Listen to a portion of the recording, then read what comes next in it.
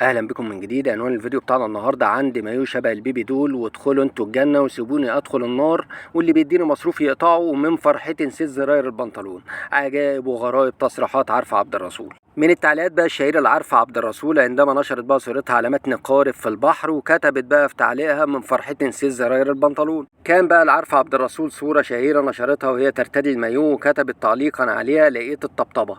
تلقت بقى عارفه عبد الرسول انتقادات بقى بسبب هذه الصوره، وردت عليها قائله: كل اللي انا عايزاه من الناس ان كل واحد يبص في ورقته. خلي لك يا عم انت الجنه، خلاص ادخل انت الجنه. لما كلكم هتخشوا الجنه، امال مين اللي هيخش النار؟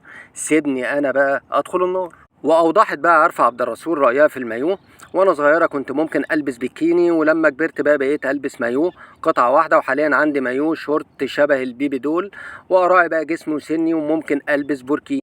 قالت عارفة عبد الرسول عن تعليقاتها بقى التي تثير الجدل: أنا لساني فالت، أعمل إيه؟ أنا بتكلم بطبيعتي وما بقصدش حاجة خالص، واللي بيديني مصروف يقطعه.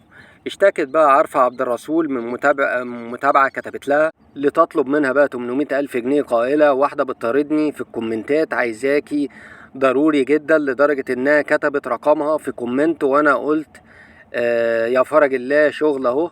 كلمتها طلعت عايزة 800 ألف جنيه بأي شكل، ومضيها على أي ورق. أحي يما.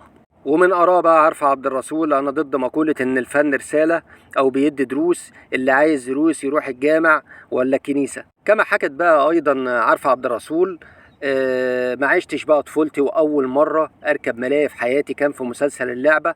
وعن عائلتها قالت عارفة عبد الرسول: أبويا كان بقال، وكنت بقف في البقالة وأنا عمري 3 سنين. وفي واقعة بقى عمرو دياب أوصفها عمرو دياب لمعجب، دفعت بقى عارفة عبد الرسول عن عمرو دياب، وقالت عن الشاب إن هو متحرش. وكتبت بقى عارفة عبد الرسول: أنا بصراحة ماليش في عمرو دياب، ولكن عايزة بتوع بادي لانجويتش يبصوا بقى على حركة صوابع الولا وهي متشنجة حالة من الشبق، وبتجذب بقى عمرو دياب ناحيتها، وفجأة بقى في ظهره، والمفاجأة خلت رد الفعل شكله كده: احسبوها الواد ده متحرش. وبكده ينتهي الفيديو بتاعنا النهاردة، وتحياتي ليكم.